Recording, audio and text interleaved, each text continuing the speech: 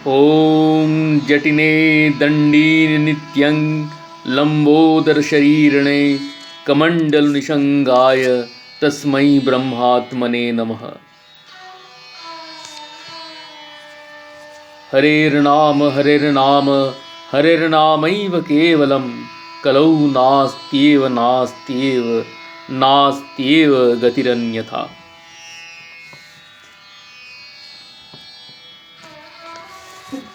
ओम कृष्णाय वासुदेवाय हरये परमात्मने प्रणतक्लेशनाशाय गोविंदाय नमो नमः।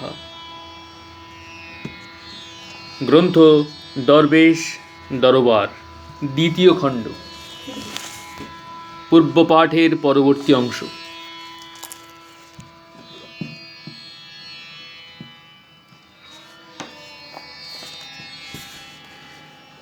তীর্থ পরিক্রমার অন্তে সন্ন্যাসী দরবেশজি ঠিক কবে থেকে কাশীধামে স্থায়ীভাবে আসন করেন তা নির্দিষ্টভাবে নির্ধারণ করা সহজ নয়। তবে দরবেশজি রচিত গানের খাতা নামক সঙ্গীত পুস্তকের উপহার পৃষ্ঠা থেকে দেখা যায় যে 1320 সালের 22শে চৈত্র তিনি বারাণসী ধামে বসে ওই উপহারপত্রটি রচনা করেন। তেমনি গুরুগ্রন্থ সাহিবজি গ্রন্থের প্রথম অধ্যায়ের দরবেশজিকৃত কাব্যানুবাদ জপজি বইটির উৎসর্গপত্র 1321 সালের 30শে কার্তিক তারিখের রচনা স্থান বারাণসী। আবার দরবেশজি সংকলিত শ্রী শ্রী বিজয়কৃষ্ণ গোস্বামী প্রভুর রচিত সঙ্গীতাবলীর যে সংস্করণ সঙ্গীত সুধা বলে প্রকাশিত হয়েছিল সেটিও 1321 সালের 1 চৈত্র বারাণসী ধাম থেকে প্রচারিত। কাশীধামে স্থায়ী আসন না হওয়া পর্যন্ত দরবেশজি ওখানকার ঠিকানায় পুস্তক প্রকাশের আয়োজন করেননি, এ অনুমান নির্দ্বিধায় করা চলে। সুতরাং বলতে হয় যে তিনি অবশ্যই 1320 সালের চৈত্র মাসের আগেই কাশীধামে বসবাস করতে শুরু করেছিলেন। কাশীধামকে কেন্দ্র করে তিনি হয়তো এখানে সেখানে ঘুরেছেন, মাঝে মাঝে খালিয়ার বাড়িতেও এসেছেন।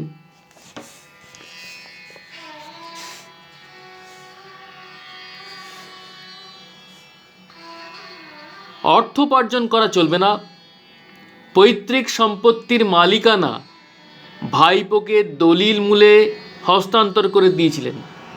অথচ দরবেশজির স্ত্রীকে ত্যাগ করা চলবে না। স্ত্রীর প্রতি তার সামাজিক কর্তব্য রয়েছে, শুধু সামাজিকই বা কেন, ধার্মিক কর্তব্যও রয়েছে। নিজে সন্ন্যাসী, যেমন তেমন করে আহার ও বাসস্থান জোটানো অসম্ভব নয়, কিন্তু সরোজবালার জন্য দায়ে সারা ব্যবস্থা করলে চলে না। দরবেশজি নিজেই বলেছেন, কোনো কর্তব্যকে চোখ মুখ বুজিয়া এড়াইয়া ফাঁকি দিবে এমন মনেও করিও না। এ সাধনে সমস্ত কর্তব্য বুদ্ধি তীব্রভাবে জাগরিত হয়।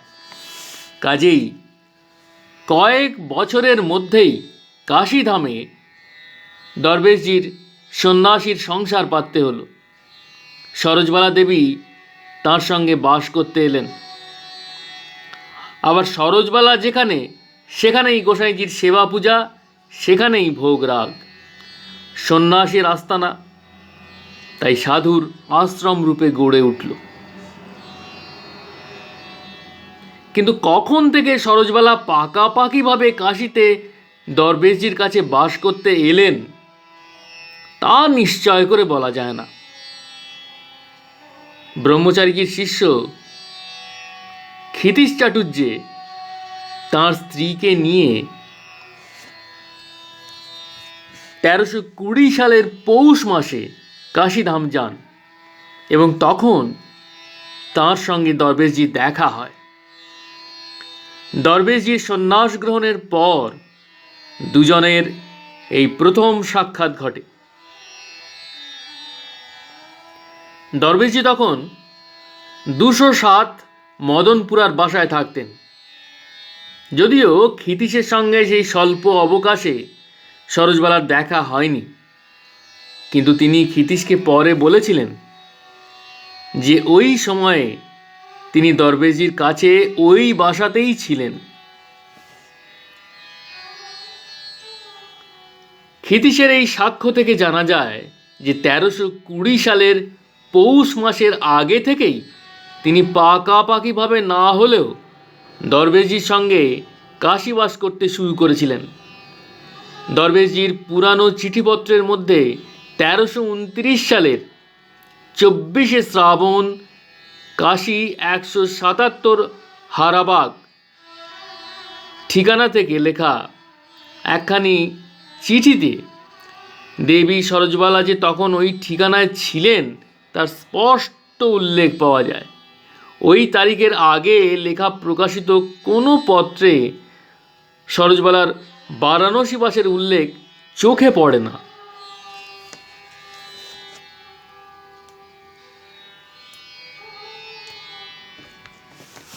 দরবেশজির আনুষ্ঠানিক সন্ন্যাসের প্রসঙ্গে এ ধারণা করা উচিত হবে না যে আনুষ্ঠানিক সন্ন্যাস গ্রহণ সদ্গুরু সাধকের অন্যতম আদর্শ।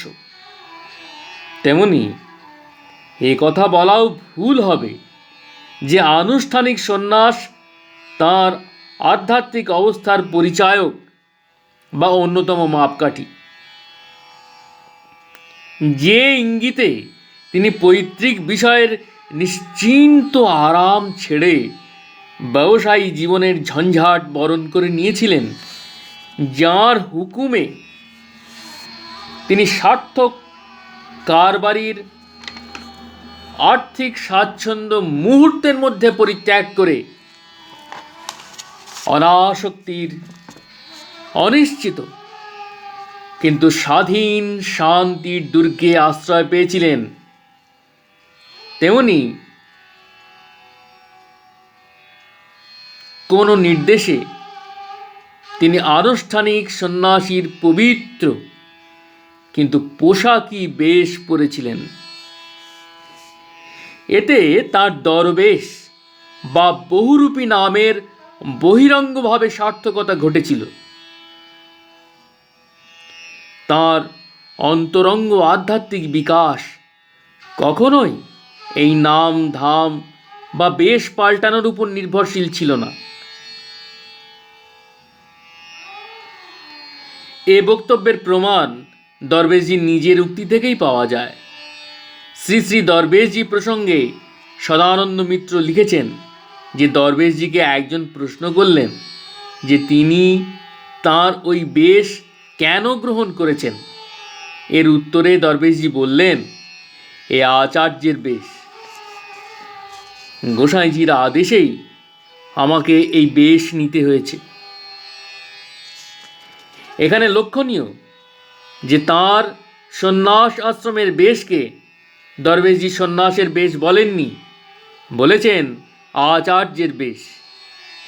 এতে স্পষ্ট বোঝা যায় যে আনুষ্ঠানিক সন্ন্যাস গ্রহণের সময়েই দরবেশজি আচার্যের পদে গোসাইজি কর্তৃক মনোনীত হয়েছিলেন। তবে কি সদ্গুরু সাধকের সন্ন্যাস বলে কোনো কথা নেই?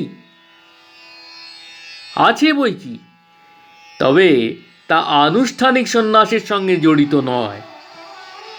কুলদানন্দ ব্রহ্মচারীজি গোসাইজিকে প্রশ্ন করেছিলেন যে সন্ন্যাস গ্রহণ না করে ঘরে থেকে কেউ পরমহংস অবস্থা লাভ করতে পারেন কিনা। উত্তরে গোসাইজি বলেছিলেন, হ্যাঁ, খুব পারেন। ভিতরে সমস্ত বাসনা কামনা থাকতে সাময়িক উৎসাহে সন্ন্যাস গ্রহণ করে কঠোর বৈরাগ্যের পথে চলা বুদ্ধিমানের কর্ম নয়। কর্মক্ষয় না হলে তো কিছুই হবার জো নেই। সন্ন্যাস একটা কথার কথা নয়, বা মত নয়, মানুষের ভিতরেরই একটা অবস্থা। ভগবানের সম্যক প্রকারে আত্মসমর্পণই সন্ন্যাস। এই আত্মসমর্পণ বা আরেক কথায় নির্ভরতা জন্মালেই সাধকের ভবন ও বন সমান হয়ে যায়। সেখানে আনুষ্ঠানিক সন্ন্যাস গ্রহণ ব্যাপারটা নিতান্তই অনুষ্ঠান বা অবান্তর। তাই এই সন্ন্যাস অনুষ্ঠান থেকে আধ্যাত্মিক উন্নতির বিচার হয় না। আধ্যাত্মিক উন্নতির কোনো বিশেষ স্তরে এই অনুষ্ঠান কখনো আবশ্যিক হয়ে পড়ে না। দরবেশজির সন্ন্যাস পর্ব তাই তাঁর গুরুজির হুকুমে বেশ বাস পরিবর্তন মাত্র। তাকে এক নতুন সাজে আচার্যের কাজ করাবেন বলে গোসাইজির এই এক অছিলা।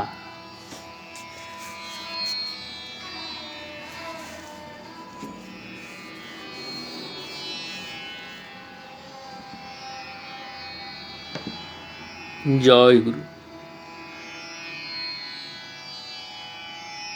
জয় দরবেশজি, জয় গোসাইজি, প্রণাম।